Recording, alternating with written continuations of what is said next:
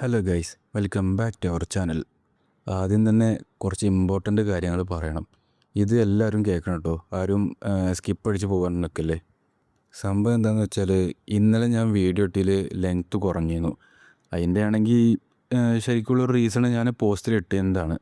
പിന്നെ അതുപോലും വായിക്കാതെ കുറേ പേര് വന്ന് കമൻ്റ് ഇടുന്നുണ്ടായിരുന്നു. ഓക്കെ, എന്നാൽ ഇനി അത് പോസ്റ്റല്ലേ, എല്ലാവരും അങ്ങനെ പെട്ടെന്ന് ശ്രദ്ധിക്കുന്നുണ്ടാവുമെന്ന് വെച്ചിട്ട് ഞാനൊരു കമൻ്റ് ഇട്ടിട്ട് അത് പിൻ ചെയ്ത് വെച്ചായിരുന്നു. അപ്പോൾ ഈ കമൻ്റ് ഇടുന്ന ആൾക്കാർ എന്തായാലും എന്താ എടുക്കുമ്പോൾ ഈ ഫസ്റ്റ് കമൻ്റ് അല്ലത്, ഇതെന്തായാലും കാണും. അപ്പോൾ ജസ്റ്റ് അതൊന്ന് വായിച്ച് കഴിഞ്ഞിട്ട് എന്നിട്ട് പിന്നെ കമൻ്റ് ഇടണമല്ലേ നല്ലത്.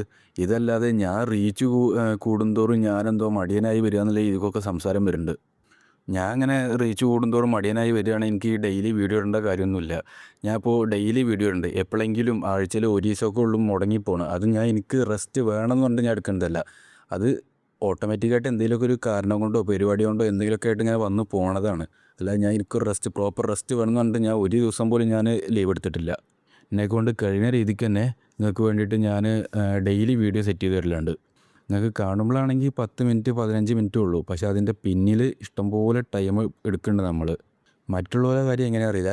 എന്നെ സംബന്ധിച്ചിടത്തോളം ഈ ഒരു 15 മിനിറ്റിൻ്റെ വീഡിയോ ആണെങ്കിൽ എനിക്ക് ചുരുങ്ങിയത് 2.5 മണിക്കൂറിൻ്റെ മേലെ എന്തായാലും ഞാൻ അതിന്മേൽ ടൈം സ്പെൻഡ് ചെയ്യണം. എന്നാൽ തന്നെ ഉള്ളൂ എനിക്ക് അത്ര ആ ഒരു ചെറിയ വീഡിയോ വരെ എനിക്ക് ഇടാൻ പറ്റുക. അപ്പോൾ എൻ്റെ ഈ ഒരു പഠിത്തത്തിൻ്റെ ഇടയിലും ഞാൻ ഇതിനൊക്കെ ടൈം എങ്ങനെയൊക്കെ ഉണ്ടാക്കിയിട്ടാണിത് സെറ്റാക്കി ഇടുന്നത്. എന്നിട്ടും നിങ്ങളിങ്ങനെ ഓരോന്ന് പറഞ്ഞു കേൾക്കുമ്പോൾ നമുക്ക് ചെറിയൊരു വിഷമവും കാര്യങ്ങളൊക്കെ ഉണ്ട്. ശരിക്കും ഇന്നലെ അങ്ങനെ കുറേ കമൻറ്റുകൾ ഉണ്ടായിരുന്നു. ഒന്ന് മാത്രമല്ല, കുറേ എണ്ണം ഉണ്ടായിരുന്നു അങ്ങനെ. അപ്പോൾ അതൊക്കെ കണ്ടേക്ക് ഇതായിരുന്നില്ല ഇന്നലത്തെ ഫീല്. ഇന്നിപ്പോൾ രാവിലെ ആയപ്പോഴത്തേനും മാറി. അപ്പോൾ അത് നിങ്ങളെല്ലാവരും മനസ്സിലാക്കുമെന്ന് ഞാൻ വിചാരിക്കുന്നു. ഇപ്പുറത്ത് നിൽക്കണ നമ്മളും മനുഷ്യന്മാരാണ്. നമുക്ക് നമ്മളതായുള്ള ഓരോ സംഭവങ്ങളുണ്ട്. ഞാൻ അപ്പോൾ വേണമെന്ന് വെച്ചിട്ടല്ല അത് അങ്ങനെ ആക്കിയത്. അത് കംപ്ലീറ്റ്ലി ഒരു ടെക്നിക്കൽ എററാണെന്ന് ഞാൻ പറഞ്ഞതാണ്. ഇന്നലെ ഞാൻ ആ പറഞ്ഞ ടൈമിൽ നിങ്ങൾ ആരെങ്കിലും ആ വെബ്സൈറ്റ് ഒന്ന് എടുത്ത് നോക്കിയിട്ടുണ്ടെങ്കിൽ നിങ്ങൾക്ക് തന്നെ മനസ്സിലാവുമായിരുന്നു. ഇന്ന് രാവിലെ ഇപ്പോൾ ഞാൻ എടുത്ത് നോക്കുമ്പോൾ അത് റെഡി ആയിട്ടുണ്ട്. ഇന്നലെ രാത്രി ഞാൻ ഉറങ്ങണ വരെ നോക്കുമ്പോൾ അത് ശരിയായിട്ടേ ഉണ്ടായിരുന്നില്ല. പിന്നെ നമ്മൾ വീഡിയോ ഇടുന്ന ടൈമിൽ ഭയങ്കര ഒരു കൺഫ്യൂഷൻ ഉണ്ട്. ശരിക്കും പറഞ്ഞാൽ ആദ്യത്തെ ഒരു ടൈം 4:54 ആയിരുന്നു കറക്റ്റ്. അത് എനിക്ക് എത്തിപ്പിടിക്കാൻ പറ്റുന്നില്ല. അങ്ങനെ ഞാൻ 6:54 ആക്കി. ഇപ്പോൾ നോക്കുമ്പോൾ അതിലും എനിക്ക് എത്തിപ്പിടിക്കാൻ പറ്റാത്തൊരു രീതിക്ക് പോയി കൊണ്ട് വയ്ക്കുക. അപ്പോൾ ഇനി ഒരു കാര്യം ചെയ്യുക, 8:54. നമ്മൾ ഈ വീക്ക് ഡേയ്സിലൊക്കെ പരമാവധി ഞാൻ 8:54 പോസ്റ്റ് ചെയ്യാൻ ട്രൈ ചെയ്യാം. അല്ലാതെ ഈ വീക്കെൻഡിലൊക്കെ ആകുമ്പോൾ നമ്മൾ ഈ ലോങ് വീഡിയോ രണ്ടെണ്ണമായിട്ട് പാർട്ട് 1 പാർട്ട് 2 എന്ന് പറഞ്ഞിട്ട് ഇടലാണ്. അപ്പോൾ അത് എങ്ങനെയാകും വരികയെന്ന് എനിക്കും വലിയ ഐഡിയ ഇല്ല. അത് അങ്ങനെ നിങ്ങളിപ്പോൾ ഒരു ഉച്ചക്കും നോക്കുക, രാത്രി നോക്കുക, അപ്പോഴത്തേന് ചിലപ്പോൾ 2 എത്തിയിട്ടുണ്ടാവുമായിരിക്കും. അപ്പോൾ ഇതൊക്കെയാണ് പറയാനുള്ളത്. അപ്പുറത്തുനിന്ന് ഇരുന്ന് പറയാൻ ഭയങ്കര സുഖമാണ്. ഇപ്പുറത്ത് നമ്മളെ ഭാഗത്തുനിന്നും പാടെ ചിന്തിക്കുമ്പോഴാണ് നിങ്ങൾക്കത് മനസ്സിലാവുക. ഇപ്പോൾ നമ്മൾ മറ്റേ സൺഡേ ഹോളിഡേ പറഞ്ഞിട്ടൊരു പടം ഉണ്ടല്ലോ, അതിൽ മറ്റേ KPSC എഴുതി പറയുന്നുണ്ട്, എതിരെ നിൽക്കുന്നവൻ്റെ മനസ്സൊന്ന് മനസ്സിലാക്കാൻ ശ്രമിച്ച എല്ലാവരും പാവങ്ങളാറുണ്ട്. ജസ്റ്റ് പറഞ്ഞതേ ഉള്ളൂ കേട്ടോ. എല്ലാവരും ഒന്ന് മനസ്സിലാക്കുക. എന്നാലും പക്ഷേ കുറേ സപ്പോർട്ട് ചെയ്യുന്ന ആൾക്കാരുണ്ട്. കുറേ പേര് പറയുന്നുണ്ട് എഞ്ചിനീയറിംഗ് പഠിത്തത്തിൻ്റെ ഇടയിൽ ഇങ്ങനെയൊക്കെ ചെയ്യണത് ഭയങ്കര സംഭവം തന്നെയാണ്. ഇപ്പോൾ ഒന്നും വേണ്ട, ഒരു പയ്യൻ 8ാം ക്ലാസ് പഠിക്കുന്ന ഒരു പയ്യനാണ്. അവൻ്റെ സിസ്റ്റർ എന്തോ ആണെന്ന് തോന്നുന്നു എഞ്ചിനീയറിംഗ്. അവൻ വരെ എന്നെ സപ്പോർട്ട് ചെയ്യുന്നുണ്ട്. ഇത്ര ഈ എഞ്ചിനീയറിംഗിൻ്റെ ഇടയിൽ ഇങ്ങനെയെന്നൊക്കെ പറഞ്ഞിട്ട്. പിന്നെ ഇന്നലെ വേറൊരു കമൻറ്റ് കണ്ടു, +2 പഠിക്കണ ഒരുത്തന് ഓൻ നോക്കുമ്പോൾ അതേപോലെ തന്നെ +2 ഈ സയൻസ് എടുത്തിട്ട് ഓൻക്ക് എത്ര ബുദ്ധിമുട്ടുണ്ട്. അപ്പോൾ ഈ എഞ്ചിനീയറിംഗിൻ്റെ ഇടയിൽ ഞാൻ കഷ്ടപ്പെടുന്നതൊക്കെ ഓൻക്കും മനസ്സിലാക്കണം. അപ്പോൾ അങ്ങനെ എല്ലാവരും ഒന്ന് മനസ്സിലാക്കാൻ ട്രൈ ചെയ്യുക. ഞാൻ എൻ്റെ പരമാവധി ഞാൻ അത്രത്തോളം എഫേർട്ട് എടുത്തിട്ടാണ് ഞാൻ ഈ ഓരോ വീഡിയോയും സെറ്റ് ചെയ്യണം. അപ്പോൾ നിങ്ങളത് ജസ്റ്റ് ഒന്ന് മനസ്സിലാക്കുക. ഇപ്പം തന്നെ ഒരുപാട് നേരമായി. ഇനി ഞാൻ കൂടുതൽ പറഞ്ഞ് നിങ്ങളെ ബോറടിപ്പിക്കുന്നില്ല. അപ്പോൾ നമ്മൾ വീഡിയോയിലോട്ട് കിടക്കുന്നതിന് മുന്നേ സബ്സ്ക്രൈബ് ചെയ്യാത്ത എല്ലാവരും സബ്സ്ക്രൈബ് ചെയ്യുക. ലൈക്കും ഇപ്പോൾ തന്നെ ചെയ്തു വെച്ചോ. പിന്നെ ചെയ്യാൻ തിരിച്ചു കഴിഞ്ഞാൽ മറന്നു പോകും. അപ്പോൾ നമുക്ക് നേരെ വീഡിയോയിലോട്ട് കിടക്കാം. പിന്നെ ഒരു മിനിറ്റ്, ഈ വീഡിയോൻ്റെ ആദ്യത്തിലൊരു 4-5 മിനിറ്റ് അത് ഈ പറഞ്ഞ പോലെ മുന്നേ റെക്കോർഡ് ചെയ്ത് വെച്ചതാണ്. ഞാൻ പറഞ്ഞില്ല, നോയ്സ് റിഡക്ഷൻ്റെ ഒരു സംഭവങ്ങളോ പ്രശ്നങ്ങളൊക്കെ വന്ന ആ ഒരു സംഭവമാണ്. അത് പരമാവധി റെഡിയാക്കി എടുത്തുക്കണു. അപ്പോൾ അതാണ്. അതിന് ശേഷം ഒരു 5 മിനിറ്റിന് ശേഷം അത്യാവശ്യം പക്ക റെഡിയായി പോകുന്നുണ്ട്. അപ്പോൾ അതും പാടൊന്ന് മൈൻഡിൽ വെക്കുക. ഓക്കെ, നമുക്ക് നേരെ വീഡിയോയിലോട്ട് കിടക്കാം. എൻ്റെ മകൻ യൂജിക്കിനെ പോയ്സൺ സെക്റ്റും സേബർ സെക്റ്റും കൊന്നൂന്നോ? എൻ്റെ പാവം യാങ്കാങ്കോട്ടിൻ്റെ തല ക്രഷ് ചെയ്തത് ഫ്ലോയിങ് ഡാർക്ക് ക്ലൗഡ് പാമോ? യൂജിക്ക് ഹാങ്ങിൻ്റെ സീക്രട്ട് ഡീമൻ സൗണ്ട് സോഡാണോ എൻ്റെ മകനെ കൊന്നത്? എൻ്റെ സിസ്റ്ററും മരിച്ചിക്കേ? ഇല്ല, ഇങ്ങനെ ഒരിക്കലും നടക്കാൻ സാധ്യതയില്ല. അവൾ മറ്റാരെക്കാട്ടിലും സ്മാർട്ടറും കണ്ണിങ്ങും ഉള്ളവളാണ്. പോയ്സൺ സെക്റ്റിൻ്റെ ഒപ്പം അങ്ങനെ ഒരു യുദ്ധത്തിന് അവൾ ഒരിക്കലും പോവില്ല. ഇതൊക്കെ സംഭവിച്ചത് മുയോൺ ചോൽഗുബേക്കിനെ കൊന്നതുകൊണ്ടോ? അവൻ്റെ ബോഡിയിൽ റൈറ്റ് സോഡ് ലെഫ്റ്റ് പാമിൻ്റെ മാർക്കുണ്ടായിരുന്നു. ഇവിടെ ശരിക്കും ക്ലിയർ ആയിട്ടുള്ളൊരു ടൈം ലൈനും സ്റ്റോറി ഉണ്ട്. പക്ഷേ ഇതൊരിക്കലും ഇങ്ങനെ നടക്കേണ്ടതല്ല. നീ പറഞ്ഞു വരുന്നത് പോയിസൺ സെക്റ്റുകാർ സെറ്റ് ചെയ്തൊരു ട്രാപ്പിൽ അവൾ പോയി വീണെന്നാണോ? ഇത് ശരിക്കും അമേസിങ് ആണ്. യങ്ങിലോട്ട് ചിയോണിൻ്റെ പ്ലാന് ഇവിടെ ശരിക്കും തിളങ്ങി നിൽക്കുന്നുണ്ട്. ഇപ്പോൾ ഈ എൽഡേഴ്സിൻ്റെ ജീവിതം തന്നെ കംപ്ലീറ്റ്ലി നശിച്ച പോലെയായി. നമ്മുടെ കാലത്തെ റൂൾസ് പ്രകാരം എൽഡർ ചിയോൺ 6th എക്സാമിനേഷൻ പാസ്സായി ഈ അക്കാഡമിയിലത്തെ പുതിയ 12th എൽഡറായി മാറി. നിങ്ങളിവിടെ ഇല്ലാത്തതുകൊണ്ട് തന്നെ ഞങ്ങൾക്ക് എൽഡർ ചിയോണിനെ ഒഫീഷ്യലി അപ്പോയിൻ്റ് ചെയ്യാൻ സാധിച്ചിട്ടില്ല പാട്രിയാർക്ക്. അതുകൊണ്ട് തന്നെ ഇപ്പോൾ അദ്ദേഹത്തിനെ ഒഫീഷ്യലായിട്ട് അപ്പോയിൻ്റ് ചെയ്യണമെന്ന് ഞാൻ പെറ്റീഷൻ ചെയ്യുന്നു. ഒബ്ജെക്ഷൻ. ഈ മീറ്റിംഗ് ന്യൂ എൽഡേഴ്സിനെ അപ്പോയിൻ്റ് ചെയ്യാനുള്ളതല്ല. മറ്റ് ഡിസ്കഷന് ശേഷം ഈ ഡിസിഷൻ നമുക്ക് പിന്നീട് തീരുമാനിക്കാം. യോൺ ചിയോൺ, നീ മുന്നോട്ട് വാ. യോണ് പാട്രിയാർക്കിൻ്റെ മുന്നിലായിട്ട് വന്ന് നിന്നു. ഈ കൾട്ടത്തെ 23ാമത്തെ പാട്രിയാർക്ക് എന്ന നിലയിൽ എൻ്റെ പവർ വെച്ച് 12th എൽഡറായി നിന്നെ ഒഫീഷ്യലി ഞാൻ അപ്പോയിൻ്റ് ചെയ്യുകയാണ്. നിൻ്റെ ബോഡിയും മൈൻഡും ഒക്കെ വെച്ച് ഡിമോണിക് കൾട്ടിന് നിനക്ക് ലോയാലിറ്റി പ്രഖ്യാപിക്കാം. യെസ് അവർ പാട്രിയാർക്ക്. മറ്റുള്ള എൽഡേഴ്സൊക്കെ ഇത് കണ്ടിട്ട് ഞെട്ടി. ഇതൊരിക്കലും നടക്കാൻ പാടില്ല. അവൻ ഈ കൾട്ടത്തെ ഒന്നുമല്ലായിരുന്നു. പക്ഷേ അവനിപ്പോൾ ഇത്രത്തോളം വളർന്ന് ഈ പൊസിഷനിലേക്ക് എത്തി. ഇങ്ങനൊരു കാര്യം നടക്കുന്നത് ഞാൻ ഒരിക്കലും എക്സ്പെക്റ്റ് ചെയ്തിട്ടില്ല. ഇപ്പം നീ ഒഫീഷ്യലി ഒരു എൽഡറാണ്. ഞാൻ നിൻ്റെ ഒരു ആഗ്രഹം സാധിച്ചു തരാം. Thank you. അങ്ങനെയാണെങ്കിൽ എനിക്ക് മൈനർ പ്രീസ്റ്റ്ഹുഡ് ആവാൻ വേണ്ടിയിട്ട് നിങ്ങളുടെ പെർമിഷന് ഞാൻ റിക്വസ്റ്റ് ചെയ്യുന്നു. അത് കേട്ടപ്പോൾ പാട്രിയാർക്കൊന്ന് ഞെട്ടി. എന്ത്? പാട്രിയാർക്ക്, യങ് മൈനർ പ്രീസ്റ്റ്ഹുഡ് ആവാൻ വേണ്ടിയിട്ട് അങ്ങ് ദയവായി പെർമിഷൻ നൽകണം. നോ, അവൻ ഇതൊക്കെ ആദ്യം മുതലേ പ്ലാൻ ചെയ്തുകൊണ്ടിരിക്കുമായിരുന്നോ? ഒയ്സമ ഇത് ചെയ്തത് എനിക്ക് മനസ്സിലായി. പക്ഷേ മോവായോണും ഒയ്ഹുവാനും ഇതിലുണ്ട്. അവരാണ് ഈ കൾട്ടത്തെ ഏറ്റവും ദേഷ്യക്കാരും ഫിക്കിളുമായിട്ടുള്ള മെമ്പേഴ്സ്. എന്നിട്ടും അവനെങ്ങനെ അവൻ്റെ സൈഡിലേക്കാക്കിയത്? എൻ്റെ ശിഷ്യൻ, നീ ശരിക്കും സ്പെഷ്യലാണടാ. ഈ സമയത്ത് നിന്നെ ഓപ്പോസ് ചെയ്യാൻ ആരും വരില്ല. ഇപ്പോൾ നിന്നെ സ്റ്റോപ്പ് ചെയ്യാൻ വേണ്ടി അവരെന്തെങ്കിലും ചീപ്പ് ട്രിക്സ് യൂസ് ചെയ്യുകയാണെങ്കിൽ അത് അവരുടെ പദവി തന്നെ നഷ്ടപ്പെടാനേ കാരണമാവുള്ളൂ. ഈ റിക്വസ്റ്റിന് വേണ്ടി നമ്മുടെ പാട്രിയാർക്ക് അദ്ദേഹത്തിൻ്റെ പെർമിഷൻ നൽകുകയാണെങ്കിൽ മറ്റുള്ളവരുടെ കാര്യം എല്ലാം തീർന്നു. അപ്പോൾ നിങ്ങൾ 3 പേരും എന്നോട് പറയുന്നത് 7th യങ്ങിലോട് മൈനർ പ്രീസ്റ്റ്ഹുഡിന് ഫിറ്റായിട്ടുള്ളൊരു കാൻഡിഡേറ്റാണെന്ന് നിങ്ങൾ 3 പേരും അംഗീകരിച്ചു എന്നാണോ? അതെ പാട്രിയാർക്ക്. യങ് ലോർഡ് യോൺ ചിയോണിന് അടുത്ത മൈനർ പ്രീസ്റ്റ് ആവാനുള്ള എല്ലാ ക്വാളിഫിക്കേഷൻസും ഉണ്ട്. ശരി, അങ്ങനെയാണെങ്കിൽ യോൺ ചിയോണിനെ ഞാൻ ഒഫീഷ്യലായി അത് പറഞ്ഞുകൊണ്ടിരിക്കുമ്പോൾ തന്നെ എവിടുന്നോ ഒരു ഭയങ്കര ദേഷ്യത്തിലുള്ള എനർജി ഇങ്ങനെ വരാൻ തുടങ്ങി. നോക്കുമ്പോൾ അത് ഫസ്റ്റ് എൽഡറിൻ്റെ അടുത്തായിരുന്നു.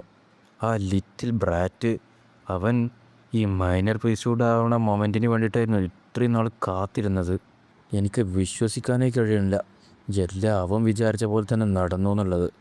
യോൺ ചിയോൺ, നിന്നെ ഞാൻ നോക്കുമ്പോൾ പെട്ടെന്ന് ഫസ്റ്റ് എൽഡറിൻ്റെ കഴുത്തിൻ്റെ അവിടേക്കൊരു സോഡ് വന്നു. ഫസ്റ്റ് എൽഡർ, നിങ്ങൾ കൂളായിട്ട് ഇരിക്കാൻ വേണ്ടി ഞാൻ സജസ്റ്റ് ചെയ്യുന്നു. നമ്മുടെ പാട്രിയാർക്കിൻ്റെ മുമ്പിൽ നിങ്ങൾ എന്ത് തരത്തിലുള്ള ധിക്കാരാണ് ഇപ്പോൾ ഈ കാണിച്ചുകൊണ്ടിരിക്കുന്നത്? എടാ ലിറ്റിൽ ബ്രാറ്റേ, നീ എന്താടാ വിചാരിച്ച് നിൻ്റെ ഈ സ്കീമിനെക്കുറിച്ചൊന്നും എനിക്കറിയില്ല എന്നോ? നോക്കുമ്പോൾ യോവൺ അത് കേട്ടപ്പോഴാണ് ജസ്റ്റ് ഒന്ന് ചിരിക്കുക മാത്രമേ ചെയ്തുള്ളൂ. നിന്നെ ഞാൻ മതി, നിർത്ത്. പാട്രിയാർക്കിൻ്റെ സൈഡിൽ നിന്ന് ഭയങ്കരമായിട്ടുള്ളൊരു എനർജി ഇങ്ങനെ പുറപ്പെടാൻ തുടങ്ങി. പാട്രിയാർക്ക്, എൻ്റെ ഈ ധിക്കാരം നിങ്ങൾ ദയവായി ക്ഷമിക്കണം. ഞാൻ ധിക്കാരിയായിപ്പോയി. പ്ലീസ് എന്നോടൊന്ന് കരുണ കാണിക്കണം. മതി, എല്ലാവരും അവരവരുടെ സീറ്റിലോട്ട് പോയിരിക്കുക. സർ സിയോ മാങ്ങും സർലിയും ഫസ്റ്റ് എൽഡറൊക്കെ അവരവരുടെ സീറ്റിലേക്ക് പോകാൻ തുടങ്ങി. പക്ഷെ നോക്കുമ്പോൾ പെട്ടെന്ന് ഫസ്റ്റ് എൽഡർ ആ പോയിക്കൊണ്ടിരിക്കുന്നോടന്ന് തിരിച്ച് ഭയങ്കര സ്പീഡിലാണ്ട് പോകാൻ തുടങ്ങി. ആ പോണതാണെങ്കിൽ സർ ലീക്ക് ആദ്യം ശ്രദ്ധിക്കാൻ പറ്റിയില്ല. എന്ത്? നോക്കുമ്പോൾ ഫസ്റ്റ് എൽഡറാണെങ്കിൽ യോണിൻ്റെ അടുത്തേക്ക് നേരെ ദേഷ്യത്തിലാണ്ട് ചാടാൻ തുടങ്ങി. യോൺ ചിയോൺ അലറി വിളിച്ചുകൊണ്ടാണ് ഫസ്റ്റ് എൽഡർ യോണിൻ്റെ അടുത്തേക്ക് ചാടുന്നത്.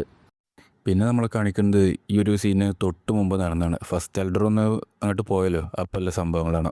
നീ നോക്കിക്കോടാ, ഈ എല്ലാ സത്യം ഞാൻ റിവീൽ ചെയ്യും. അതിനുശേഷം എൻ്റെ ഈ 2 കൈ കൊണ്ട് തന്നെ നിന്നെ ഞാൻ കീറി മുറിക്കും. അപ്പോഴത്തേനാണ് പെട്ടെന്നൊരു ഡിസ്റ്റൻറ്റ് വിസ്പറിങ് വന്നത്. ഫസ്റ്റ് എൽഡർ, നിങ്ങളുടെ ഗസ് തികച്ചും ശരിയായിരുന്നു. ഞാൻ തന്നെയാണ് അവരെ എല്ലാവരെയും കൊന്നത്. പിന്നെയാണ് ഫസ്റ്റ് എൽഡർ യോണിൻ്റെ അടുത്തേക്ക് ചാടി വീഴുന്നത്. ഫസ്റ്റ് എൽഡർ അവിടെ നിൽക്കൂ. ഫസ്റ്റ് എൽഡർ ആണെങ്കിൽ അപ്പോഴത്തേനും ഫ്ലോയിൻ ഡാർക്ക് ക്ലൗഡ് പാം യൂസ് ചെയ്തിട്ട് സർ ലീനെ തട്ടി മാറ്റി. ആ ഒരു അറ്റാക്കിൻ്റെ പവർ കൊണ്ട് തന്നെ സർ ലീ ദൂരെ കണ്ട് തെറിച്ചു പോയി അവിടെ ചോരയും ഛർദ്ദിച്ചുകൊണ്ടിരുന്നു. പിന്നെ നമ്മളെ കാണിക്കുന്നത് ഇവോൾവ് ഡീമൺ സോഡിൻ്റെ അൾട്ടിമേറ്റ് ഫോം യൂസ് ചെയ്ത് അറ്റാക്ക് ചെയ്യാൻ പോണ ഫസ്റ്റ് എൽഡറിനെയാണ് കാണിക്കുന്നത്. അത് കണ്ടിട്ടാണെങ്കിൽ പാട്രിയാർക്കൊക്കെ ആകെ അന്തം വിട്ട് നിൽക്കുകയാണ്. എന്ത്, ഇതാണോ ഇവോൾവ് ഡീമൺ സോഡ് ടെക്നിക്ക്? അദ്ദേഹം ശരിക്കും സ്ട്രോങ് ആണ്. അദ്ദേഹത്തിൻ്റെ ഈ ടെക്നിക്ക് ഒറിജിനലായിട്ടുള്ള ഇവോൾവ് ഡീമൺ സോഡിനെ പോലും മറികടക്കും. അദ്ദേഹം ഇതിൻ്റെ വീക്ക് പോയിൻറ്റിനെ ഒഴിവാക്കുക മാത്രമല്ല ചെയ്ത് ഈ ടെക്നിക്ക് ഫുള്ളി അഡ്വാൻസ് ചെയ്തിരിക്കണു. പിന്നെ നമ്മളെ കാണിക്കുന്നത് രണ്ടുപേരും പാടെ അവരുടെ സോഡ് എനർജിയും പിടിച്ച് നേർക്ക് നേർ നിൽക്കുന്നതാണ്. ഇതാണോ 24 ഡീമൺ സോഡ്? ഈ ബ്രാറ്റിനൊക്കെ എങ്ങനെ ഈ സോഡ് ആർട്ട് അറിയണത്? ഫസ്റ്റ് എൽഡർ ആണെങ്കിൽ ഭയങ്കര സ്ട്രോങ്ങിൽ തന്നെ യോണിനെ അറ്റാക്ക് ചെയ്യാൻ തുടങ്ങി. യോണിനാണെങ്കിൽ അതൊന്നും താങ്ങുക പോലും ചെയ്യണില്ല. അവൻ്റെ മേലെയാണെങ്കിൽ അറ്റാക്ക് കൊണ്ട് ചോര വരാൻ തുടങ്ങി.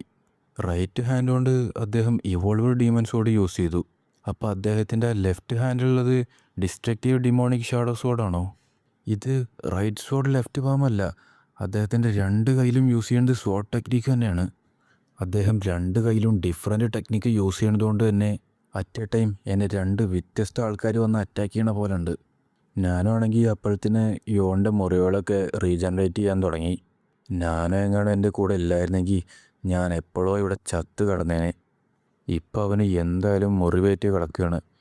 ഇതുകൊണ്ട് തന്നെ എനിക്ക് ഒറ്റയടിക്ക് തന്നെ അവനെ ഇപ്പോൾ തീർക്കാൻ പറ്റും. എനിക്കറിയില്ല നീ എങ്ങനെയാണ് 24 ഡീമൺ സോഡ് പഠിച്ചതെന്ന്. പക്ഷേ നീ മാത്രമല്ല ഈ ടെക്നിക്ക് പഠിച്ചത്. അതും പറഞ്ഞ് ഫസ്റ്റ് എൽഡർ ആണെങ്കിൽ യോണിൻ്റെ അടുത്തേക്ക് ചാടി. അതിലും വെച്ച് ഒരു കയ്യിൽ ultimate form of the evolve demon സോഡും മറ്റേ കയ്യിലാണെങ്കിൽ 24 ഡീമൺ സോഡും. നമ്മുടെ പാട്രിയാർക്കിന് പോലും ഈ ഫോം തടയാനേ കഴിയില്ല. നീ ചാവട യോൺ ചിയോൺ. അതും പറഞ്ഞ് റൈറ്റ് സോഡ് ലെഫ്റ്റ് സോഡ് ജിൻവോൺമോൻ്റെ അൾട്ടിമേറ്റ് ടെക്നിക്കാണത്. അതും യൂസ് ചെയ്ത് യോണിനെ അറ്റാക്ക് ചെയ്യാനായിട്ട് വന്നു. ഇല്ല, ആ അറ്റാക്ക് തടയാൻ എങ്കിലോട്ട് ടിയോണിന് പോലും സാധിക്കില്ല. ഇത് എനിക്ക് 24 ഡീമൺ സോഡ് വെച്ച് തടയാൻ കഴിയില്ലെങ്കിൽ. അതും പറഞ്ഞ് യോണാണെങ്കിൽ അറ്റാക്കൊന്ന് മാറ്റിപ്പിടിച്ചു. അത് ബ്ലേഡ് എനർജി അല്ലേ? എങ്ങനെയാണ് ഈ ഫോം പോസിബിൾ ആവുന്നത്? എൻ്റെ റൈറ്റ് സോഡ് ലെഫ്റ്റ് സോഡ് ടെക്നിക്കിന് പോലും സ്റ്റോപ്പ് ചെയ്യാൻ പറ്റാത്ത ഒരു വീക്ക് സ്പോട്ടിനെയാണ് അവൻ എയിം ചെയ്യണത്. എനിക്കിത് കൂടുതൽ നേരം പിടിച്ചു നിൽക്കാൻ കഴിയില്ല ഇനി. യോണാണെങ്കിൽ വിട്ടുകൊടുത്തില്ല. അവനവൻ്റെ ഫുൾ എനർജി യൂസ് ചെയ്ത് ഫസ്റ്റ് എൽഡറിനെ അറ്റാക്ക് ചെയ്യാൻ തുടങ്ങി. ഇത് ബെർസെക് സേബർ ഗോഡിൻ്റെ ടെക്നിക്കത്തെ ഫൈനൽ കോഡിഫൈഡ് ഫൈറ്റിംഗ് ഫോമാണ്. എനിക്കതിൻ്റെ എക്സാക്റ്റ് നെയിമൊന്നും അറിയില്ല, പക്ഷെ അത് കണ്ടപ്പോൾ തന്നെ എനിക്ക് മനസ്സിലായി.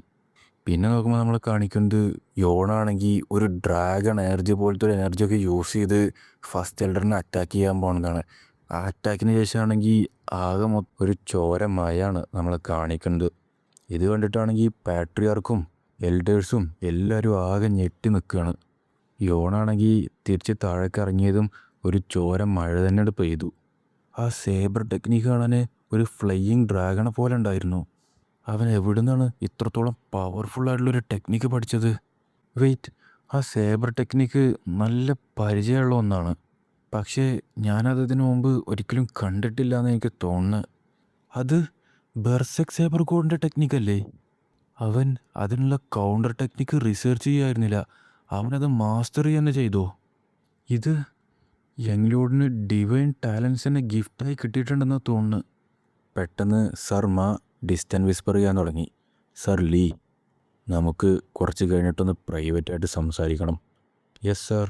ഇതെന്തായാലും നിങ്ങളുടെ പവറൊക്കെ കാണിക്കാൻ പറ്റിയ പെർഫെക്റ്റ് പ്ലേസാണ്. ഇപ്പം എന്തായാലും നിങ്ങൾ മറ്റുള്ള ചീഫ്മാർക്കും കാണിച്ചു കൊടുത്തു നിങ്ങൾ എത്രത്തോളം സ്കില്ലുള്ള ആളാണെന്ന്. ഇനി എന്തായാലും അദ്ദേഹത്തിനെ ഫസ്റ്റ് എൽഡറായിട്ട് തന്നെ കണക്കാക്കാം. കണ്ടിട്ട് ഷാഡോ സെക്റ്റിൻ്റെ ബാക്കിയുള്ള പവേഴ്സൊക്കെ യങ്ലോഡിന് വേണ്ടിയിട്ട് എങ്ങനെയാണ് യൂസ് ചെയ്യാമെന്ന് ഇനി കണ്ടെത്തണമെന്നാണ് തോന്നുന്നത്. കാര്യങ്ങൾ കൂടുതൽ ഡേഞ്ചർ ആവുകയാണെങ്കിൽ അപ്പം ഞാൻ ഇടപെടാമെന്നുള്ളത് കൊണ്ടാണ് വേണമെന്ന് വെച്ചിട്ട് തന്നെ ഞാൻ അവരെ തടയാതിരുന്നത്. പക്ഷേ കഴിഞ്ഞ 10 വർഷത്തിൻ്റെ ഉള്ളിൽ അവൻ ഇത്രത്തോളം വളർന്നിട്ടുണ്ടെങ്കിൽ അവൻ ഈ ഓൾ ഓവർ ചൈനയിൽ തന്നെ ടോപ്പ് 5 മാർഷൽ ആർട്ടിസ്റ്റ് മാസ്റ്റർമാരിൽ ഒരാളാവേണ്ടതാ. അവൻ എനിക്ക് പോലൊരു ഭീഷണിയായി മാറിയേക്കാം. അവനെ കൺട്രോൾ ചെയ്യുക എന്നുള്ളത് ഭയങ്കര ഹാർഡായിട്ടുള്ളൊരു കാര്യമാണ്. പക്ഷേ അതേ ടൈം തന്നെ അത് യൂസ്ഫുൾ ആയിട്ടുള്ള ഒന്നുമാണ്. അതുകൊണ്ട് തന്നെ ഇപ്പോൾ തൽക്കാലത്ത് ഞാൻ അവൻ്റെ മേലൊരു കണ്ണ് വെച്ചേക്കാം. ഇവൻ എന്താണ് ഈ കാണിച്ചത്? നിനക്ക് എത്ര ധൈര്യം ഉണ്ടെങ്കിൽ പാട്രിയാർക്കിൻ്റെ മുമ്പിൽ വെച്ചിട്ട് തന്നെ ഫസ്റ്റ് എൽഡറിനെ നീ അറ്റാക്ക് ചെയ്യും? അത് ശരിയാ എൽഡർ യോൺ ചിയോൺ. പാട്രിയാർക്കിൻ്റെ മുമ്പിൽ മുട്ടുകുത്തി നിന്ന് നിൻ്റെ ഈ ധിക്കാരത്തിന് വേണ്ടി നീ അപേക്ഷിക്ക്. യോണാണെങ്കിൽ അവരൊന്ന് ദേഷ്യത്തിൽ നോക്കി. അതിനുശേഷം മുട്ടുകുത്തി നിന്നു.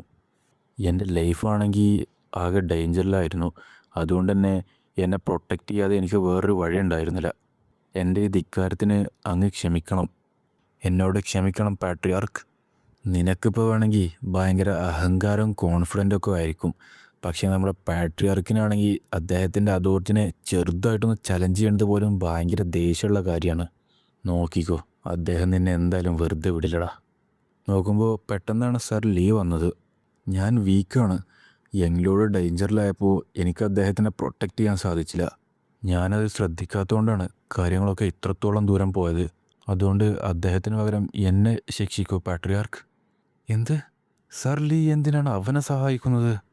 അപ്പോൾ ആ ബ്രാറ്റിന് ലെഫ്റ്റ് ഹാൻഡ് റോയൽ ബോഡി ഗാർഡിൻ്റെ സപ്പോർട്ടും ഉണ്ടോ? ഇതെല്ലാം ഫസ്റ്റ് എൽഡറിൻ്റെ തെറ്റായിരുന്നു. അതുകൊണ്ട് തന്നെ ഞാനിത് വെറുതെ വിടുന്നു. Thank you patriarch. എന്തൊക്കെയായാലും ഫസ്റ്റ് എൽഡർ എൻ്റെ കൺമുമ്പിൽ വെച്ചിട്ടാണ് യങ് ലോഡിനെ അറ്റാക്ക് ചെയ്യാൻ ശ്രമിച്ചത്. അതുകൊണ്ട് തന്നെ അതിനുള്ള പ്രൈസ് അദ്ദേഹം പേ ചെയ്തു എന്നാണ് ഞാൻ വിശ്വസിക്കുന്നത്. അപ്പോൾ അത് മതി. എന്തൊക്കെയായാലും ഇത് നിങ്ങൾ മൈൻഡിൽ വെച്ചോ. ഈ ഗ്രാൻഡ് ഹോളിൽ വെച്ചിട്ട് ആരെങ്കിലും ധിക്കാരം കാണിച്ചാൽ അത് എൻ്റെ അതോറിറ്റിനെ ചലഞ്ച് ചെയ്യുന്നതായിട്ടാണ് കണക്കാക്കുക. അതുകൊണ്ട് തന്നെ കിട്ടാൻ പോണ പണിഷ്മെൻറ്റിൽ നിന്ന് ആരും ഒഴിവാവില്ല. എല്ലാവർക്കും മനസ്സിലായില്ലേ? Yes patriarch. അടുത്ത തവണ എന്നെ വെറുതെ വിടില്ല എന്നൊരു വാർണിംഗ് ആണോ അദ്ദേഹം ഇപ്പോൾ എനിക്ക് തന്നത്? എന്തായാലും ഞാനിത് എക്സ്പെക്റ്റ് ചെയ്തതായിരുന്നു. അതിൻ്റെ ഒക്കെ മേലെ യോൺ ചിയോൺ അവൻ്റെ സ്കില്ല് പ്രൂവ് ചെയ്ത് കഴിഞ്ഞു. അതുകൊണ്ട് തന്നെ നെക്സ്റ്റ് മൈനർ പ്രീസ്റ്റായിട്ട് അവനെ ഞാൻ ഒഫീഷ്യലി അപ്പോയിൻ്റ് ചെയ്യാണ്. ഇനി ആർക്കെങ്കിലും ഒബ്ജെക്ഷൻസ് ഉണ്ടോ ഇവിടെ? ഇനി ഈ നിമിഷം മുതൽ ഞാൻ ഡിക്ലെയർ ചെയ്യാൻ പോവുകയാണ്. 7th യങ് ലോഡ് യോൺ ചിയോൺ ആയിരിക്കും നമ്മുടെ ഡിമോണിക് കൾട്ടിൻ്റെ ഒഫീഷ്യൽ മൈനർ പ്രീസ്റ്റ്. ഇത് 500 വർഷമായി ആ 6 മെയിൻ സെക്റ്റ് എന്നല്ലാത്ത ഒരാളെ മൈനർ പ്രീസ്റ്റ്ഹുഡിനുള്ള കാൻഡിഡേറ്റ് ആയിട്ട് കാണുന്നത്. അപ്പോൾ ഇതിനർത്ഥം നമ്മുടെ കൾട്ട് ഫൈനലി ചേഞ്ച് ചെയ്യാൻ പോവുകയാണെന്നാണോ? ഇനി ആകെ ബാക്കിയുള്ളത് അവരെ നോക്കുക എന്നുള്ളതാണ്. ഫൈനലി അവരോടൊപ്പം ഫൈറ്റ് ചെയ്യാനുള്ളൊരു പൊസിഷനിൽ ഞാൻ എത്തി. ഞാൻ ഉറപ്പ് തരുന്നു, എൻ്റെ അമ്മയ്ക്ക് വേണ്ടിയിട്ട് നിങ്ങളെ എല്ലാവരും ഞാൻ കീഴ്പ്പെടുത്തും. നോർമലി ഈ കൾട്ടത്തെ ജനങ്ങളുടെ മുമ്പിൽ വെച്ചിട്ടാണ് മൈനർ പ്രീസ്റ്റ്ഹുഡിനെ ഒഫീഷ്യലി അപ്പോയിൻമെൻറ്റ് ചെയ്യുക. പക്ഷേ ഈ മീറ്റിങ്ങിൽ വേറെ കുറേ ഇമ്പോർട്ടൻ്റ് കാര്യങ്ങൾ ചർച്ച ചെയ്യാനുള്ളതുകൊണ്ട് തന്നെ ഒഫീഷ്യൽ സെറമണി പിന്നീട് നടത്താൻ തീരുമാനിച്ചു. ഒരു ഗുഡ് ന്യൂസ് എന്താണെന്ന് വെച്ചാൽ ആ വേക്കൻറ്റ് സ്പോട്ട് ഫില്ലാവേണ്ടി വരെ യോൺ ചിയോൺ എൽഡറായിട്ട് തന്നെ നിൽക്കുന്നുള്ളതാണ്. മൈനർ പ്രീസ്റ്റിൻ്റെ പൊസിഷന് കിട്ടാൻ പോകുന്നത് ചെറിയ പവറാണ്. പക്ഷേ എൽഡറിൻ്റെ പൊസിഷന് കിട്ടാൻ പോകുന്ന പവറൊക്കെ കൂടുതലാണ്. ഈ കൾട്ടത്തെ ഇമ്പോർട്ടൻ്റ് മീറ്റിങ്സിൽ വരെ പങ്കെടുക്കാൻ പറ്റും.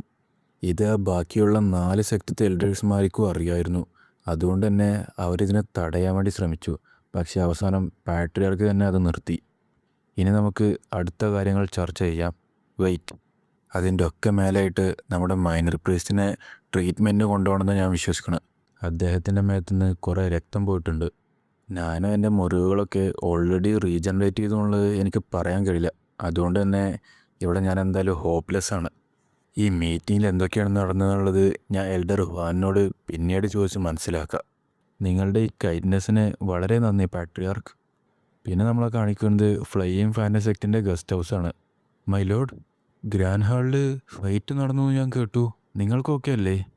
മൈ ലോഡ്, എന്താ അവിടെ സംഭവിച്ചത്?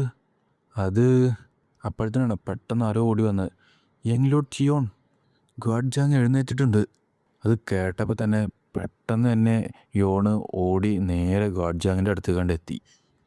God Jang, young lord. പെട്ടെന്ന് തന്നെ യോണ് ഗാഡ് ജാങ്ങിനെ കെട്ടിപ്പിടിച്ചു. നോക്കുമ്പോഴാണ് ഈ ഗാഡ് ജാങ്ങിൻ്റെ സംസാരമൊന്നും ഒരു മനസ്സിലാവാത്ത രീതിക്കായി മാറിയേക്കണം. ഇപ്പോൾ നിങ്ങൾ ഒരുപാട് വളർന്നു യങ് ലോഡ്. നിങ്ങൾ ശരിക്കും നല്ല രീതിക്ക് വളർന്നിട്ടുണ്ട്. കണ്ടിട്ട് ഇനി നിങ്ങൾക്ക് എന്നെ ആവശ്യമില്ല എന്നാണ് തോന്നുന്നത്. നിങ്ങൾ എന്താണ് ഈ പറയുന്നത് ഗാഡ് ജാങ്? അങ്ങനെയൊന്നും ഒരിക്കലും പറയരുത്. നിങ്ങൾ എപ്പോഴും എൻ്റെ സൈഡിലുണ്ടാവണം, എന്നെ പ്രൊട്ടക്റ്റ് ചെയ്തിട്ട്. ഇനി നിങ്ങളെ പ്രൊട്ടക്റ്റ് ചെയ്യാനൊന്നും എന്നെക്കൊണ്ട് സാധിക്കില്ല യങ് ലോഡ്. ഇല്ല, ഇങ്ങനെ ഒരിക്കലും സംഭവിക്കാൻ പാടില്ലായിരുന്നു. ഗാഡ്ജാങ് ആണെങ്കിൽ അദ്ദേഹത്തിൻ്റെ ജീവിതം തന്നെ എനിക്ക് വേണ്ടി മാറ്റി വെച്ചിരിക്കുമായിരുന്നു. അദ്ദേഹത്തിൻ്റെ ബാക്കിയുള്ള കാലം ഇനി ഇങ്ങനെ മാറാൻ ഞാൻ അനുവദിക്കില്ല. നാനോ, ഇദ്ദേഹത്തിൻ്റെ ബ്രോക്കൻ ലോവർ അബ്ഡോമൻ റീസ്റ്റോർ ചെയ്യാൻ നിൻ്റെ അടുത്ത് എന്തെങ്കിലും വഴിയുണ്ടോ? അതെനിക്കൊന്ന് അനലൈസ് ചെയ്ത് നോക്കണം. നീ പറഞ്ഞതും ശരിയാണെന്ന് എനിക്ക് തോന്നുന്നു. അതുകൊണ്ട് തൽക്കാലം ഞാൻ ഇത് നിനക്ക് വിടാം. ഓക്കെ. എങ്കിലും അദ്ദേഹത്തിൻ്റെ ബ്രോക്കൺ ടീത്ത് റീപ്ലേസ് ചെയ്യൽ ഇപ്പോൾ പോസിബിളായിട്ടുള്ളൊരു കാര്യമാണ്. എന്ത്? അദ്ദേഹത്തിൻ്റെ ആ മിസ്സിങ് ആയിട്ടുള്ള ടീത്തൊക്കെ റീപ്ലേസ് ചെയ്യാൻ പറ്റും. അതിലുള്ള ഇൻഫർമേഷനൊക്കെ ഞാൻ നിങ്ങൾക്ക് ഇപ്പോൾ തന്നെ ട്രാൻസ്ഫർ ചെയ്യാം. ഇങ്ങനത്തെ ടൈപ്പ് ടെക്നിക്കും ഉണ്ടോ? അദ്ദേഹത്തിൻ്റെ ലോവർ അബ്ഡോമൻ്റെ കാര്യത്തിൽ നമുക്കിപ്പോൾ സഹായിക്കാൻ പറ്റണില്ലെങ്കിൽ പോലും അദ്ദേഹത്തിൻ്റെ ടീത്തിൻ്റെ കാര്യത്തിൽ നമുക്കിപ്പോൾ സഹായിക്കാൻ പറ്റും. സമയം കിട്ടുമ്പോൾ ഇത് ചെയ്യാൻ വേണ്ടിയിട്ട് ഞാൻ പോയി മാസ്റ്റർ സ്യോൺ ഉങ്ങോയും ഫെസിയൻ ബേക്കിനെയും കണ്ടെത്തണം. ഓ ഗാഡ്ജാങ്, എനിക്ക് നിങ്ങളോട് വേറൊരു കാര്യം പറയാനുണ്ട്. എന്താ അത്? ഫൈനലി ഞാൻ മൈനർ പ്രീസ്റ്റ്ഹുഡിനുള്ള ഗ്രാൻഡ് ടൂർണമെൻറ്റ് ജയിച്ചു. എന്ത്? ടൂർണമെൻറ്റിൽ ജയിച്ച് എന്നെ ഇപ്പോൾ ന്യൂ മൈനർ പ്രീസ്റ്റായിട്ട് അപ്പോയിൻ്റ് ചെയ്തു. മൈനർ പ്രീസ്റ്റോ? ഇത് സത്യമാണോ? എങ്കിലോട് പുതിയ മൈനർ പ്രീസ്റ്റായത് എനിക്ക് വിശ്വസിക്കാനേ കഴിയുന്നില്ല. നോക്കുമ്പോൾ അതും പറഞ്ഞ് പെട്ടെന്ന് തന്നെ ഗാഡ്ജാങ്ങിൻ്റെ ബോധം പോയി. ഗാഡ്ജാങ്, നിങ്ങൾക്ക് എന്താ പറ്റിയത്? നോക്കുമ്പോൾ അതിനുള്ള മറുപടി കൊടുത്തത് ഞാനുമാണ്. ആരെങ്കിലും പെട്ടെന്ന് ഷോക്കായി കഴിഞ്ഞാൽ അവരുടെ ബ്രെയിനിലോട്ട് പോണ ബ്ലഡ് കുറഞ്ഞിട്ട് അവർ മയങ്ങി വീഴും. ഓ, ഷോക്കായാലും ആൾക്കാർ മയങ്ങി വീഴുന്നില്ല, ഞാൻ ഇപ്പോഴാണ് അറിയണത്. അദ്ദേഹം ബെറ്ററായി വരുന്നവരെ ഞാൻ കൂടുതൽ കെയർഫുള്ളായിട്ടിരിക്കണം. പിന്നെ നമ്മളെ കാണിക്കുന്നത് 2 മണിക്കൂറിന് ശേഷമാണ്. നിങ്ങൾ മൈനർ പ്രീസ്റ്റായതിന് ഞങ്ങൾ നിങ്ങളെ വീണ്ടും കൺഗ്രാജുലേറ്റ് ചെയ്യുകയാണ്. അപ്പോഴാണ് യോവിൻ്റെ ഫോളോവേഴ്സൊക്കെ അതറിയുന്നത്. എന്ത്? ഓ, നിങ്ങളത് ഇപ്പോഴും അറിഞ്ഞിട്ടില്ലേ? നമ്മുടെ ലോഡ് പുതിയ മൈനർ പ്രീസ്റ്റ് ആയിരുന്നോ? മൈ ലോഡ്, എന്നിട്ട് എന്ത് നിങ്ങളിത് ഞങ്ങളോട് നേരത്തെ പറഞ്ഞില്ല? മൈ ലോഡ്, ഞാൻ വിചാരിക്കുന്നത് ഇതൊരു സെലിബ്രേഷനുള്ള ടൈമാണെന്നാ. നമുക്കിപ്പോൾ തന്നെ ഒരു ഫീസ്റ്റ് ഒരുക്കണം. ഓ, അത് നല്ലൊരു ഐഡിയ ആണ്. പക്ഷേ ഇന്നെന്തായാലും അതിന് പറ്റിയൊരു സമയമായിട്ട് ഞാൻ കാണുന്നില്ല. ഇന്ന് രാത്രി മൊരീം അലയൻസിലുള്ള ഗസ്റ്റിന് കൊടുക്കുന്ന ഫീസ്റ്റിൽ മൈനർ പ്രീസ്റ്റും ഞങ്ങളോടൊപ്പം എന്തായാലും ജോയിൻ ചെയ്യണം. മൊരീം അലയൻസിന് ഫീസ്റ്റോ? ഓ ശരിയാ. മീറ്റിങ്ങിൻ്റെ ഇടയിൽ എന്താ സംഭവിച്ചതെന്നുള്ളത് ഞാൻ നിങ്ങളെ അറിയിക്കാം. നമ്മൾ മൊരീം അലയൻസിലുള്ള റൈറ്റസ് ഫാക്ഷൻ്റെ ഒപ്പം ജോയിൻ ചെയ്യാൻ പോവുകയാണോ? അതെ, അത് ശരിയാണ്. മീറ്റിങ്ങിൻ്റെ ഇടയിൽ നമ്മൾ ഒഫീഷ്യലി ഡിസൈഡ് ചെയ്തു റൈറ്റസ് ഫാക്ഷൻ്റെ ഒപ്പം ഒരു അലയൻസ് ക്രിയേറ്റ് ചെയ്യാൻ വേണ്ടിയിട്ട്. ഓ, അപ്പോൾ അതിൻ്റെ അർത്ഥം 70% മേലെ എൽഡേഴ്സും ചീഫ്സും ഇതിനു വേണ്ടി അഗ്രി ചെയ്തു അല്ലേ? ആ ഡിസിഷന് അഗ്രി ചെയ്യല്ലാതെ വേറൊരു വഴി ഉണ്ടായിരുന്നില്ല. അതെന്താ, എന്തെങ്കിലും സംഭവിച്ചോ? യെസ്, ആൻഹും ഷെജിയാങ്ങും അവർ പിടിച്ചെടുത്തു. ഇത് ഈവിൽ ഫാക്ഷനാണോ ഇത് ചെയ്തത്? അല്ല, ഇത് നമ്മളിതിനു മുമ്പ് ഒരിക്കലും ഇൻട്രാക്ട് ചെയ്യാത്തൊരു ഫാക്ഷനാണ്. അപ്പോൾ അത് നമ്മളെപ്പോലത്തെ ഒരു കൾട്ടല്ല, ഒരു അലയൻസിൻ്റെ ഭാഗമല്ല. അതൊരു കോമൺ ഫാക്ഷനാണോ? ഷെജിയാങ് ഡിമോണിക് കൾട്ടിൻ്റെ ഒരു ടെറിട്ടറിയാണ്. അതിൻ്റെ 9 ബ്രാഞ്ചിൻ്റെയും ഹോം അതാണ്. മൊരീം അലയൻസിൻ്റെ ഹെഡിനെ വിളിക്കുക 17 അഡപ്റ്റ്സ് എന്നാണ്. അതിലത്തെ ഒരു 17 അഡപ്റ്റ്സ് സിയോൺ നാംഗുങ് ആണ്. അൻഹോയാണ് 15 ഫാക്ഷൻസിൻ്റെയും ഹോം. വളരെ കാലം മുമ്പ് തന്നെ ഈ 2 റീജിയൻസും മൊരീമിൻ്റെ 3 ഗ്രേറ്റസ്റ്റ് പവേഴ്സിൻ്റെ ഒരു ബോർഡറായിരുന്നു. അതുകൊണ്ട് തന്നെ ഈ പ്രദേശങ്ങളിലൊക്കെ എപ്പോഴും യുദ്ധം നടന്നുകൊണ്ടിരിക്കുമായിരുന്നു. ഹൈ അലേർട്ടിലും ആയിരുന്നു. ഇപ്പോൾ റീസെൻ്റ്ലി ഷെജിയാങ്ങിലുള്ള ഡിമോണിക് കൾട്ടിൻ്റെ 3 ബ്രാഞ്ചസിനെ അറ്റാക്ക് ചെയ്തു. അതും സെയിം ടൈമിൽ. അവരിതിനു മുന്നേ കാണാത്തൊരു ഓർഗനൈസേഷൻ. ഡിമോണിക് കൾട്ട് സംശയിച്ചത് ഇത് മൊരീം അലയൻസിൻ്റെ റൈറ്റസ് ഫാക്ഷനിലുള്ള ഒരു വലിയ തരത്തിലുള്ള ഒരു അറ്റാക്കായിരിക്കും എന്നാ. അതുകൊണ്ട് തന്നെ അവർ ജിയാങ്സിയിലുള്ള 2 ബ്രാഞ്ചിനെയും ഷെജിയാങ്ങിൽ ബാക്കിയുള്ള 6 ബ്രാഞ്ചസിനെയും വിളിച്ച് റീഎൻഫോഴ്സ്മെൻറ്റിന് റിക്വസ്റ്റ് ചെയ്തു. എങ്കിലും 2 ആഴ്ച കൊണ്ട് തന്നെ അവരെല്ലാവരും എലിമിനേറ്റ് ആയിപ്പോയി. ഡിമോണിക് കൾട്ടത്തെ തലവന്മാരൊക്കെ വിചാരിച്ച് ഇത് റൈറ്റസ് ഫാക്ഷന് ലോഞ്ച് ചെയ്തൊരു അറ്റാക്കാണെന്നാ. അതുകൊണ്ട് തന്നെ അവർ യുദ്ധത്തിന് വേണ്ടി പ്രിപ്പയർ ചെയ്തു. പക്ഷേ അപ്പോഴാണ് റൈറ്റസ് ഫാക്ഷൻ്റെ എൻവോയി അവിടേക്ക് അറൈവ് ചെയ്തത്. എങ്കിലും ഡിമോണിക് കൾട്ട് അവരെ തീർക്കാൻ വേണ്ടി പോവുമായിരുന്നു. പക്ഷേ അപ്പോഴാണ് എൻവോയി ഒരു ഷോക്കിംഗ് ന്യൂസ് പറഞ്ഞത്. ഷെജിയാങ്ങിൽ എന്താണോ സംഭവിച്ചത് അതുപോലെ തന്നെ അൻഹോയിൽ റൈറ്റസ് ഫാക്ഷൻ്റെ ടെറിട്ടറി ഉണ്ട്, അതും അവർ പിടിച്ചെടുത്തു. അതുമാത്രമല്ല, അവരുടെ 17 അഡപ്റ്റ്സായ സിയോൺ നാംഗുങ്ങിനെയും അവർ വധിച്ചു കളഞ്ഞു. മൊരീം അലയൻസ് വിചാരിച്ച് അത് നമ്മൾ ഡിമോണിക് കൾട്ടാണ് ചെയ്തതെന്നാ. അതുകൊണ്ടാണ് അവർ എൻവോയിനെ അയച്ചത് പ്രൊട്ടസ്റ്റ് ചെയ്യാൻ വേണ്ടിയിട്ട്. ഓ, അപ്പോൾ ഇങ്ങനെയാണല്ലേ, ഒരു തേർഡ് പാർട്ടിയാണ് ഇതിനൊക്കെ കാരണം നമ്മൾ മനസ്സിലാക്കിയത്. അതെ, അതുകൊണ്ട് തന്നെ ഷെജിയാങ്ങും അൻഹോയും തിരിച്ചു പിടിക്കാൻ വേണ്ടിയിട്ട് നമ്മൾ മൊരീം അലയൻസുമായി ജോയിൻ ചെയ്യാൻ വേണ്ടി തീരുമാനിച്ചു. അധികം താമസിയാതെ തന്നെ മൊരീം അലയൻസത്തെ വേറൊരു 17 അഡപ്റ്റ്സ് പാലിയോഹോങ് അവരുടെ എൻവോയെ നമ്മളെ ലാൻഡിലേക്ക് അയച്ചു. അവർ നമുക്ക് കൊണ്ടുവന്ന പ്രപ്പോസൽ അക്സെപ്റ്റ് ചെയ്ത് നമ്മുടെ ഡിമോണിക്കൾട്ടത്തെ മെയിൻ ഫോഴ്സിനെ തന്നെ അവർക്ക് വേണ്ടി അയച്ചു. ഞാൻ വിചാരിക്കുന്നത് അത് ആ 2 റീജിയൻസും തിരിച്ചു പിടിക്കാൻ വേണ്ടിയുള്ളൊരു മിഷനാണെന്നാ. അതെ, അത് ശരിയാണ്. നമ്മൾ അറ്റാക്ക് ചെയ്ത ഫാക്ഷനെ അവർ എന്തെങ്കിലും തരത്തിലുള്ള ഡിഫൻസ് സെറ്റ് ചെയ്യുന്നതിന് മുന്നേ തിരിച്ച് അറ്റാക്ക് ചെയ്യുക എന്നുള്ളതായിരുന്നു പ്ലാൻ. പക്ഷേ പ്ലാൻ ആകെ പരാജയപ്പെട്ടു. പിന്നെ നിങ്ങൾ നേരത്തെ കണ്ടതുപോലെ തന്നെ എൽഡേഴ്സും നമ്മുടെ പാട്രിയാർക്ക് വരെ പരിക്കേറ്റിട്ടാണ് തിരിച്ചു വന്നത്. അതുമാത്രമല്ല, നമ്മുടെ 7th എൽബ്രായ shielded bright saber sector chief സ്യോണോങ്കോങ് മരിക്കുകയും ചെയ്തു. ശരിയാ, ഈ മീറ്റിങ്ങിൻ്റെ ഇടയിൽ അദ്ദേഹത്തിൻ്റെ മരണത്തിനെക്കുറിച്ചുള്ള ഒരു ഡീറ്റെയിൽസും ആരും പറഞ്ഞില്ല. ഓ, അപ്പോൾ അതുകൊണ്ടാണല്ലേ നമ്മളിപ്പോൾ അവരോടൊപ്പം ഒരു അലയൻസ് സെറ്റ് ചെയ്യണത്. അതെ, കാരണം ഇപ്പോൾ നമുക്കൊരു കോമൺ എനിമിയാണുള്ളത്. ഈ അലയൻസ് ഒഫീഷ്യലായി കഴിഞ്ഞാൽ അത് ആൾ ഓവർ ചൈനയിൽ വരെ അറിയപ്പെടും. പിന്നെ ഈവിൽ ഫാക്ഷനൊന്നും ഒന്നും ചെയ്യാൻ കഴിയില്ല. ഈ അലയൻസ് ക്രിയേറ്റ് ചെയ്യുന്നതിൻ്റെ സെക്കൻഡ് ഗോൾ അതാണ്. ഈ അൺനോൺ ഫാക്ഷന് എന്താണെന്നോ ആരാണെന്നോ ഉള്ള എന്തെങ്കിലും തരത്തിലുള്ള ഹിൻ്റ് ഉണ്ടോ? അവരെക്കുറിച്ച് സോളിഡായിട്ടുള്ളൊരു ഇൻഫർമേഷനൊന്നുമില്ല. പക്ഷേ അവരെ തന്നെ വിളിക്കുന്നത് 6 ബെർസെക് സൈബർ വാരിയേഴ്സ് എന്നാണ്. അത് കേട്ടപ്പോൾ യോണൊന്ന് ഞെട്ടി.